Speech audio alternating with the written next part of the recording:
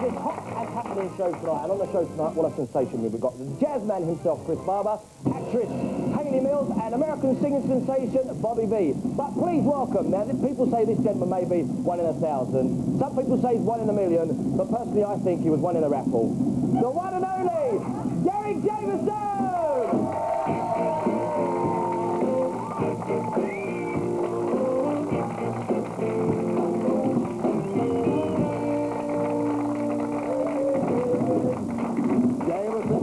Hello, mate. You superstar. What was all that about? Have you been smoking today? No, what? No, why? No? No, why? That's one liar. No, Who smoked? Who smoked?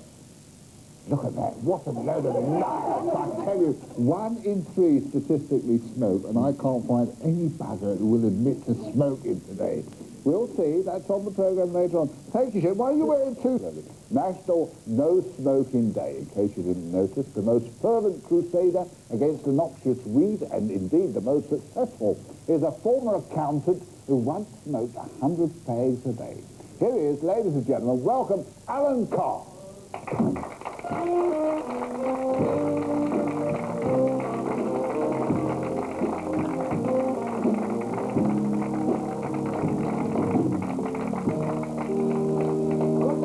Alan, they reckon even today, after all the propaganda, all the preaching, all the campaigning, even today, 1 person in 3 adults smokes. Well, I don't dispute it. Why? The difficult question is not why 1 in 3 smokes, why anybody smokes. Sometimes people say to me, you're a clever salesman, how do you convince people not to smoke? To me, the clever salesmen of tobacco companies, if you just think of the life of a smoker, the only reason any of us get onto it is all the other people doing it. And yet they tell us not to do it. Every one of those smokers wish they'd never started. We work so hard to get hooked, and the thing that actually springs the trap is that they taste awful.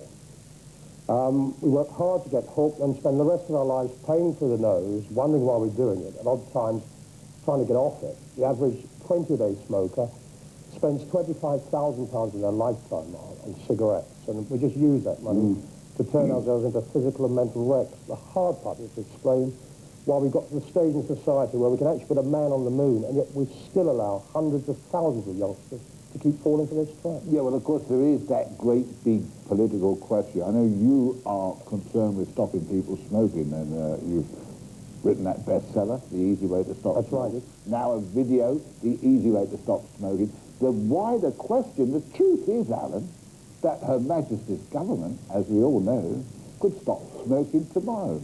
All they have to do is ban tobacco imports.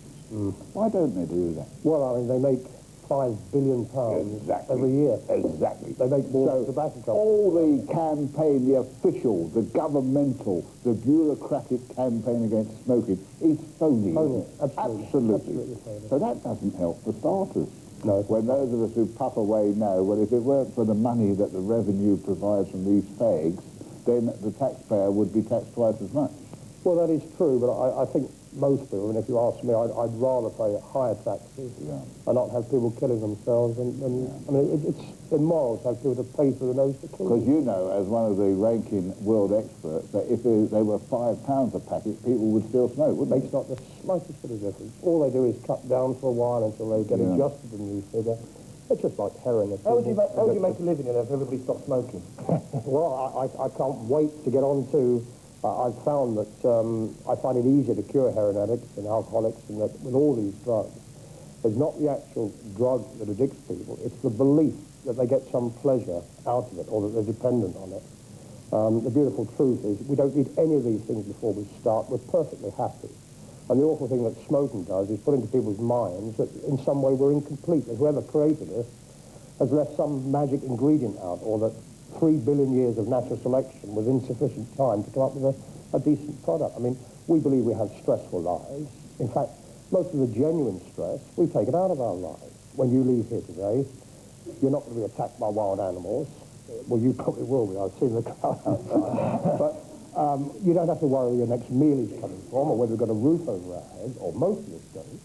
But if you think of the life of a wild animal, every time a rabbit comes out of that hole, its whole life is survival, Vietnam. but it's got adrenaline and other drugs, and so have we. In fact, the most stressful period for any creature on this planet is early childhood and adolescence.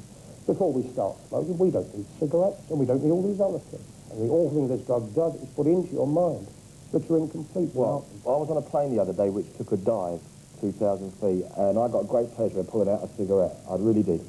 And that made me feel all right. Well, I mean, a heroin addict gets great pleasure when they haven't got their drug. They're in a panic before it, but non-heroin addicts aren't in that panic.